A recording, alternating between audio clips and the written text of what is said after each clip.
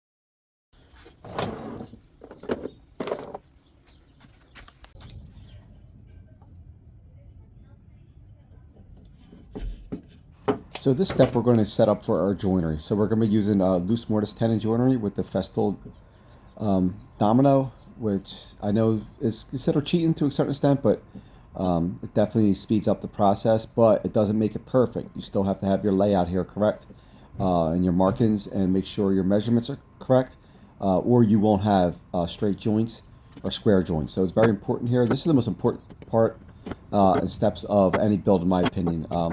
Milling up and sanding is very important. You know, obviously you want straight 90-degree cuts and even cuts with stop blocks on the miter saw, etc. And nice thickness planers and jointers, and table saw rips everything to be identical. And usually that's pretty simple since you're pushing your pieces through your tools, and it makes it a lot easier to do that. So with this, you literally have to make sure your markings are correct, your combination squares are nice and straight, and you have your lines nice and straight. So that way when you line up everything, your domino needs to be 90-degree, and also the depth needs to be set correct, and your height and thickness of your piece needs to be figured out here, which I did. It was my first step. I like to take like a caliper measuring tool and get the thickness of the piece in millimeters, and then I like to cut that in half, and then divide that with the fence of the domino. So, for example, if this is a 40 millimeter thick piece of framing piece, I like to set my domino at 20 millimeters. That way, that will be my center. So that's it. So laying this out is very important. So we're going to take the domino now, plug it into the CT15, and we're going to see here with the caliper, we're going to get our thickness of the wood, and then we're going to set our fence on the domino, set our width and thickness and depth of our cut. So that way we know we have everything set correctly. So that's what we're going to do now.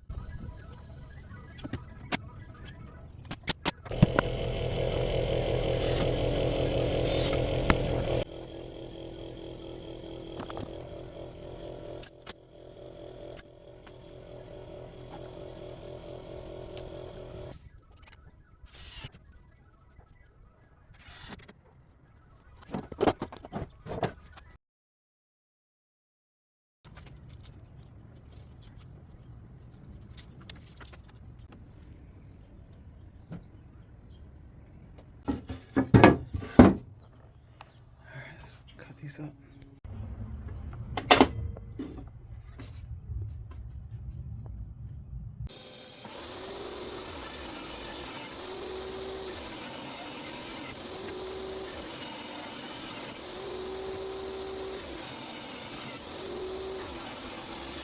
Okay, so here we're going to start milling up some pieces for the upside down V's. I like to put one upside down V on the back, and I like to put one on each side. So the back ones are going to be about a 35-degree angle, and typically I like to sneak up on this cut just to make sure that it's nice and flush and straight. And then we will do the side ones, which I believe is a 12-degree angle, and that we'll do after we do the side ones. But they will all be milled up at the same time. Those have different angles on the end cuts here. And the heights will be a little different too, but the thickness and the chamfers and all that will be the same. So that's what we're going to do. We're going to come up and get the back, and then we're going to get the two sides here. So what I like to do is just find the center of the back and find the center of each side, and then just get a rough measurement and then sneak up on the angle, which is typically 35-degree and a 12-degree angle for the sides. 35 for the back, 12 for the sides, typically.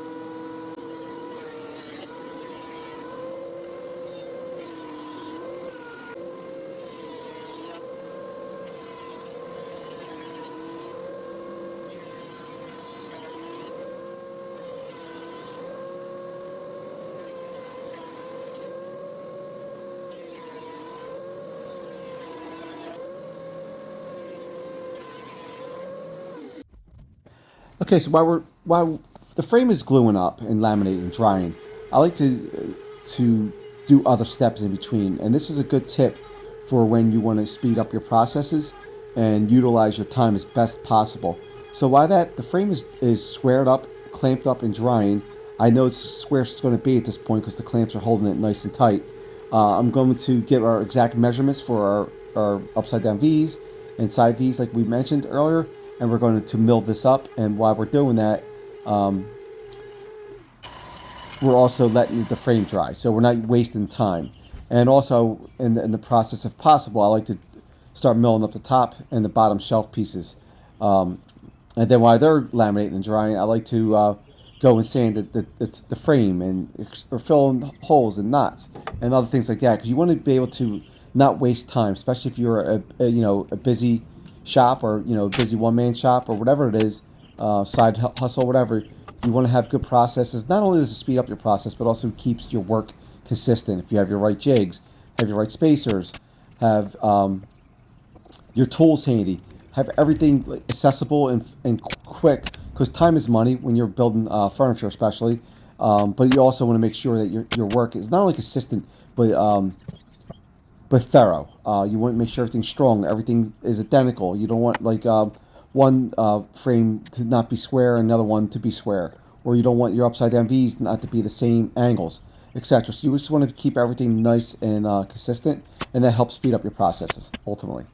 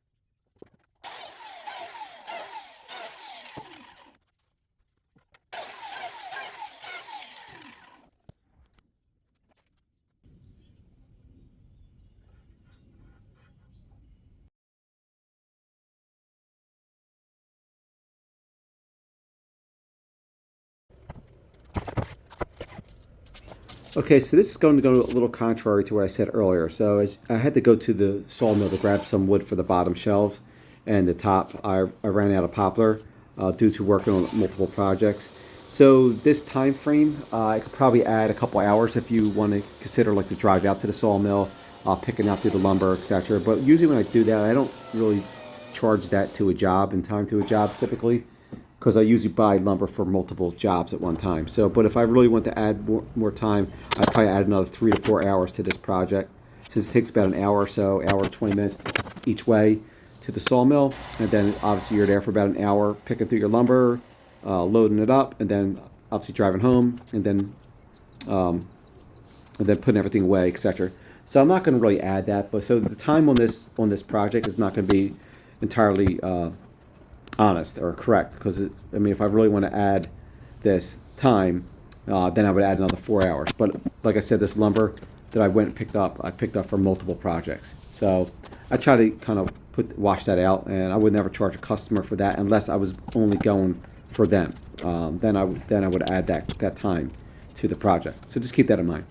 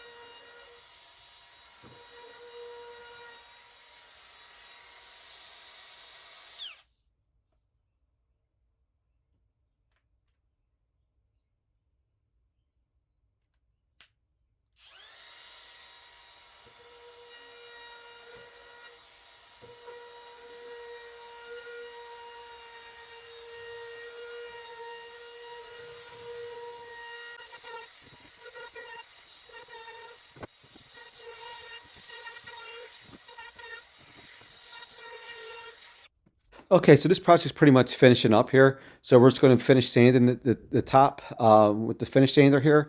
Get a nice smooth coat. This is going to be a natural table, no finish, no stain, no paint. The client may do that in the future, but they'd like the natural poplar look as is. So, which is perfect for me. These are the type of projects that I like.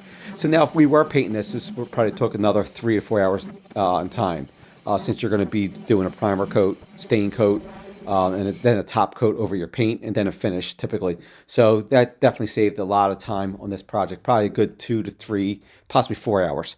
Also, this project took about 4 hours altogether, roughly, but technically it took a lot longer. So if you have drying time, so when you make a quote for somebody, it's not their fault. You have to dry, paint, wood, lamination, glue ups, etc., frame glue ups. But it is part of the process. That's why you need to take that in consideration when you quote out a job, because it may take longer due to that. Especially if you have multiple tables, multiple paints and stains, it could add definitely a good 12 to 13 hours to your project with drying time. So technically, if you say it's going to take a couple of days to build a table, you're not exaggerating. It will take that, sometimes 2 to 3 days with drying. But it came out very nice. I love this table. The client loves it. And thanks for watching.